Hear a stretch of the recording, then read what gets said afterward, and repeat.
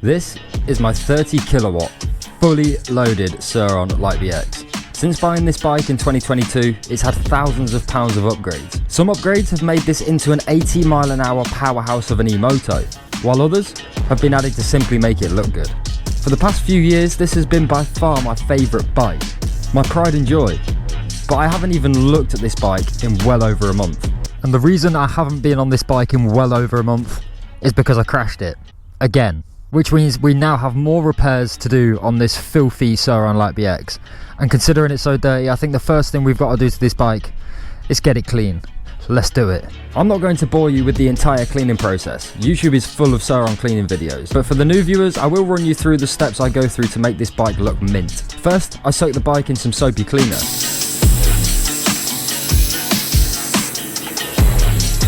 That all gets agitated with a brush and more soap.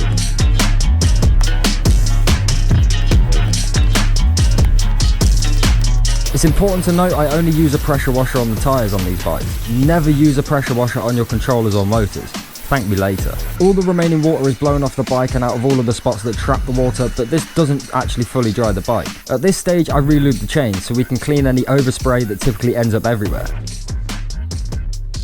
And now we use the secret sauce. No bike will ever look properly clean unless it's had the cockpit and tyre shine treatment. The cockpit shine is for basically everything but the brakes. Never spray your brakes or rotors with this stuff. The tyre shine of course is for the tyres, and notice I have my brakes fully covered when applying this. Also probably don't do this if you ride on the road, it gets slippy. Now after a wash and maintenance, this Surron is sounding so smooth and as good if not better than new.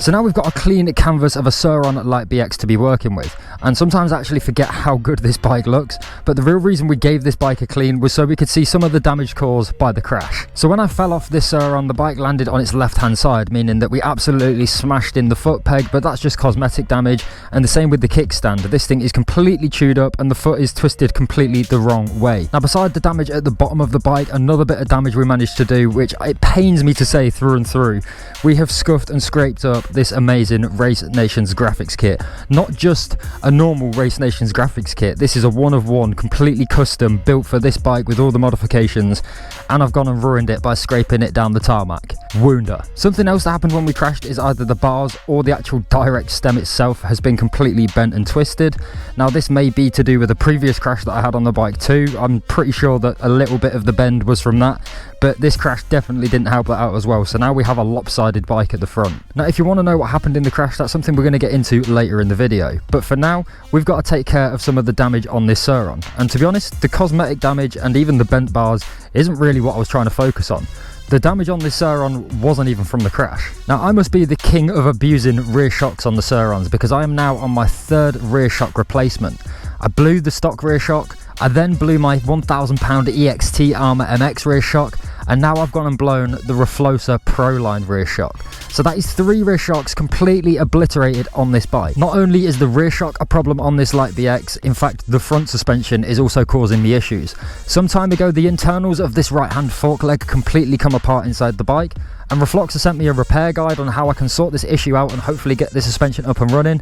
Now with my lack of experience in rebuilding suspension, I actually made this a lot worse. So essentially all of the functions on this suspension now don't work, the high speed, low speed compressions, the rebound, and if I try to change these dials at the bottom, they end up just completely unscrewing and oil completely falls out the bottom of this fork leg. Definitely not ideal. Another problem I seem to be having with the Surron Light BX is the headset is just consistently creaking and cracking even though it seems to be tight. So we're going to be jumping into this Surron, taking apart this front end, hopefully sorting out the suspension issues, taking a further look at why this bike is creaking and cracking, and although I don't have the bars and the direct stem to put this front end of this bike straight, we should be getting this bike running pretty good again. Let's do it. So after unsuccessfully trying to repair this fork myself, it meant we had resorted to plan B, which means we need to remove this leg from the bike. This is actually really easy. Front wheel needs removing and then all the pinch bolts can be loosened. That then frees the leg to be pulled out, leaving everything else in place. To solve my creaky headset issue, I think it just needs to be tightened up a notch. The correct way to do this is loosen all the remaining pinch bolts on the top crown for the forks. Using a Torx bit for the Warp 9 stem lock, I can tighten the bolt, clamping everything together, and then check that it still has plenty of free movement. Alright, we've got the front of the bike still completely stripped down. We've got my original RFLOXA suspension leg out. Now we know this is the original because it's got my fork guard on it, and this is the suspension leg that was giving me all the troubles. Now at the bottom is where you'll find the high speed and low speed compression settings, and these were the settings that if I turn them, they don't actually function. All the oil just comes completely out the bottom of the forks. So after I told RFLOXA all the problems I was having with this fork leg, even after rebuilding it, they then decided they were going to send me out a brand new replacement fork leg free of charge under warranty to sort out all of the issues that I was having with this original fork leg. So now we've got a brand new fork leg here to replace the old battered and non-functioning one. It's got brand new adjustments at the bottom, brand new adjustments at the top. This should get the front of the bike feeling absolutely bliss again. Let's get it on. Installing the new leg is as simple as removing the old one. It slides up into the triple clamps, but remember to install the rubber bump stop in the middle, and in my case, make sure you get it the correct way. The pinch bolts all need tightening to 12 Newton meters, making sure to alternate between the bolts. This confirms that they're all correctly torqued to spec. Finally, I needed to swap over the guard from the new RFLOXA guard back to my original guard with the graphics applied. With the front wheel off, I decided it was a good time to swap out the brake pads, and this was pretty good timing as these pads were cooked. We got the brand new replacement pads to install, so pushing the pistons back meant I could slot the new pads in, bolt them on, and secure them in place with the retainer clip. And with the front wheel back on, the front end was finished. Alright, so we've got the front end of this bike looking and running sweet again. Tightened headset, that should stop some of the cracking and the creaking that was going on. Completely warranted replacement front fork leg. That should get our suspension feeling back on point. That's the whole front end back to how I like it. Now, we've got to focus on this rear shock. So like mentioned, I'm now on my third rear shock on this bike. The stock shock did not last long.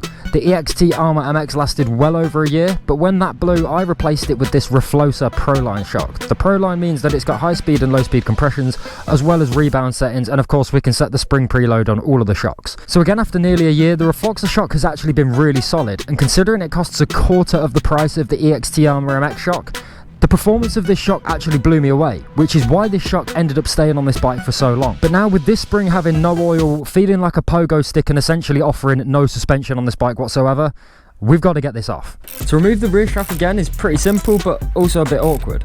Getting access to the bolts is easy with the correct tools. And once the bolts are loosened and removed, the rear shock will just slot out through the center of the bike. Instantly I found the issue with the RFLOXA shock. In non-technical terms, the top cap had come loose from the shaft, meaning it wasn't fully sealed. This is what caused the oil to leak out, and after unscrewing it fully, there was actually loads of oil still in there. This could probably be tightened and be ready to use again, but I'm sending this off for a proper service. And then to replace the RFLOXA shock, we have the return of the OG EXT Armour MX. This is the original EXT shock I installed a while back with all its original packaging and paperwork. I sent this shock off to the only place I could find that would actually take on the job of servicing and repairing this shock. Shout out to Mojo Rising. So now the EXT shock is as good as new again and ready to be reinstalled.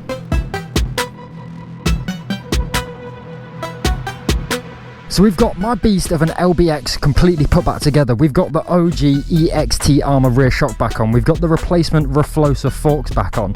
This thing should be running back up to standard. Still a few things I want to sort out, but she's looking good. And now typically in true MattFrancisOfficial style, A, it's about 9 o'clock at night, and B, we get finished and it starts to rain, but that is not going to ruin the spirit. We are getting out on this light bee tonight. We're going to do it. So with that being said, the light bee's back together. All we've got to do is get kitted up. Let's go ride. Finally, we are back on the light bee. This thing is a beast. It's even better when it's running right. And it has been too long since I last got out on this light bee. It definitely should have been sooner that I got this thing fixed up. This thing is just so fast. Yes, feels so good having proper suspension back as well. Now, suspension is one of the most important things on this bike. And when your suspension isn't running right, you really will feel it. You might not know what's wrong. If you're not an experienced rider, you won't know at all. But when you know these bikes, you know when your suspension's not running right, and it really does make the bike just feel awful. Now we got it running right, the bike feels good again. I can feel it actually doing its job. So I guess then the whole point of this video was sort of refreshing the light bee after I fell off it again. And the big question is, how did I fall off it again? Well, I was doing wheelies. I was doing one-handed wheelies. I was doing one-handed wheelies without my hand on the brake. Possibly the worst thing you can do when doing a wheelie is not have anything covering that back brake. Now obviously with no hand on the back brake, that means I can't pull the brake to stop, and what happens when you can't pull the brake to stop? You loop the bike falls backwards, you go with it. And unfortunately for me, that was straight onto hot tarmac. It was straight onto my back. It completely road rashed all of my back up. The bike decided then it was going to fall on my foot. I wasn't wearing the booties. The bike fell on my foot. It absolutely crushed my foot to the point that it nearly broke it. I mean, I probably should have gone to the hospital, but I didn't go to the hospital. I just wanted to get it fixed and get riding again, so I did not go to the hospital. Now 4 or 5 weeks later, my foot is still bruised. It's still not perfect. It's still not how it should be. But riding is too important. I've got to be on this bike, otherwise I'm not happy. So when it comes to the one-handed wheelies, there's sort of a few rules that you need to stick to. Now, if you're going uphill, they're going to be a lot easier. If you're going downhill, one-handed wheelies are way harder. And if you're going uphill to flat, you want to have your hand back on that bike by the time the road turns flat. So what I mean is, if you're going up a hill, one-handed, doing a wheelie, and then the road decides it's going to flatten out and go back straight, when you get to the top of that hill and the road straightens out, the bike will lift back up. The angle will go further back. That's when you need your back brake. And I had a friend waiting to do a high five. I'd never done a one-handed high five on a ROM before. I was dedicated to the cause. He was at the top of the hill, stood where the road went flat, with his hand out ready for me to high five it. I was fully committed to the cause. I was not putting that hand back on the bike. I had it all the way extended, ready for him to high five me. I got to the top of the hill, I got to the flat, the bike went backwards, the bike went left, the bike completely crushed me. I got mad road rash on my back. That meant 4 to 5 weeks off riding in general. That meant more repairs on the Light B, but that brings us to this video, and I am glad to be back. And so basically in this video, I want to go back to the spot where I crashed. I want to go back to where I was trying to do that one-handed wheelie. I will show you what I mean by when the road goes uphill to then goes flat, you need to be back on that brake. It's already 9:15 at night. The sun is currently setting right now as we speak. That means we're on limited time to get back there before it gets too dark to film. That means we're going to have to fully send it on the Light B. I am taking my time near the boats, but once we're away from the boats, we're going to get sendy. So we are in daily mode. I mean, it's been that long since I've been on this Light B. I couldn't even tell you what my modes are set at. If I had to guess, I'd say I've got eco set at 10 kilowatt, daily, which we're in now, probably set around 15 kilowatts knowing me. And then sport, we're probably going to have set around 20 kilowatts, which for this setup is massively underpowered. I mean, realistically on this setup, with this battery I can push 30 kilowatts. With a bigger battery, we can do 50 kilowatts on this setup I'm running. That is mad power. This bike is just mad overpowered. It really does not need to be this quick. But when you know you can have a bike fast, are you going to say no? Are you going to say no to more power? Are you going to say no to having a faster Surron Light B? Absolutely not. And to be honest, even in daily, this bike just wants to throw me off the back, especially for the places I ride. You don't need anything more than sort of 10-15 kilowatts. But when someone says you can put it up to 20, rip that throttle, of course you're going to do that. It's going to be sick. Speaking of which, we're going to head it up into sport mode. We're now in sport.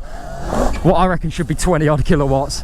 Oh my god, I need to be careful. I'm right next to water. Steady on the corners, fast on the straights. All right, guys.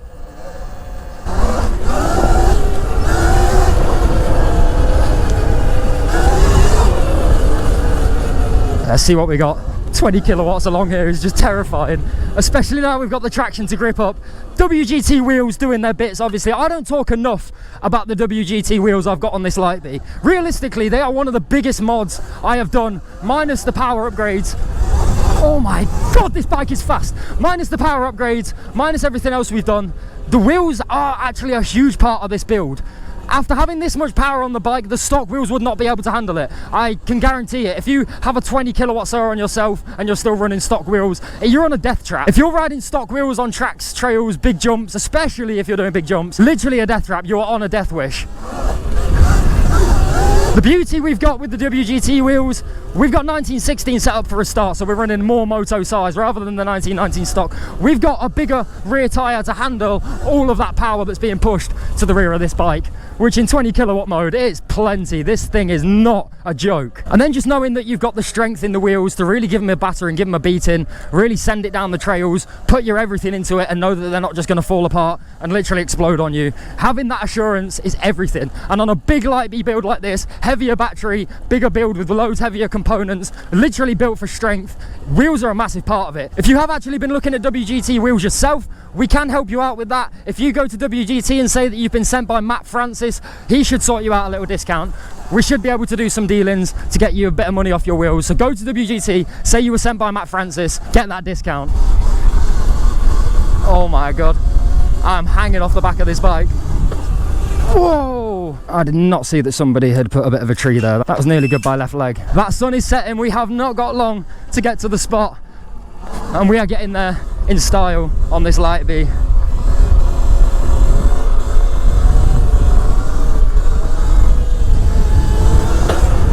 I think we got that back brake bedded in, back warmed up after a little break off the bike for a while.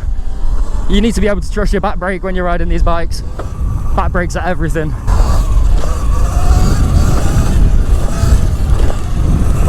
Proper test for the suspension again. Hitting the little whoopie jumps. I'm half expecting there to be a pond in this grass somewhere, so I'm coming back off. Set it up into daily, double check that back brake. Oh, this bike is elite.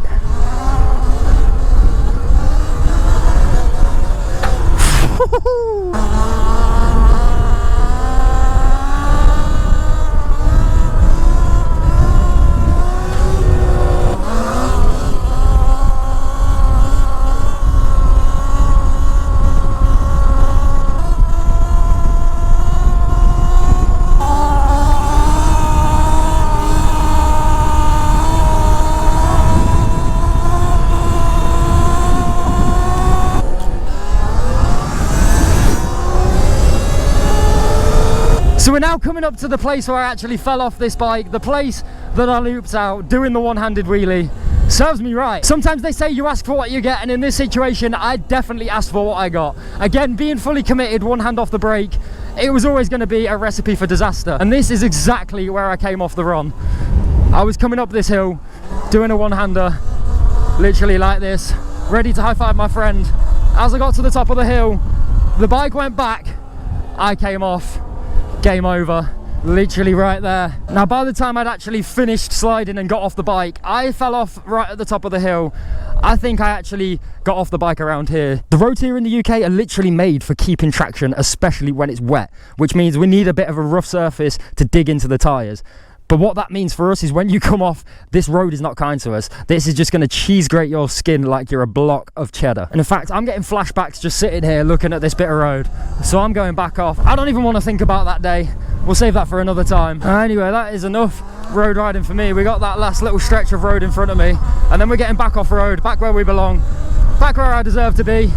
I love road riding, but it just ain't for me. I love the tracks, the trails. Let's hit it in sport, see what we got. Daily, sport. Oh my god, it's pulling my helmet off. Jesus, sport mode is ridiculous on this thing. It just wants to pick up and take off every time you hit that throttle. It's literally the littlest touch and it is just pure takeoff. That is just pure power wheelies. This thing is insane. This thing is so fast. Jesus Christ. This is back where I belong. This is where I feel safe on the light bees. I mean, realistically, I am absolutely stacked out with content, so the videos are back. The videos are going to be booming, hopefully better than ever. With that being said and done, if you are new around here and you've liked this sort of content, there's plenty more to come. Hit that subscribe button, smash that like button, drop a comment down below on what we should do with this light bee. I'm Matt Francis. I'll see you on the next one. Thanks for watching. I'm signing out. Peace.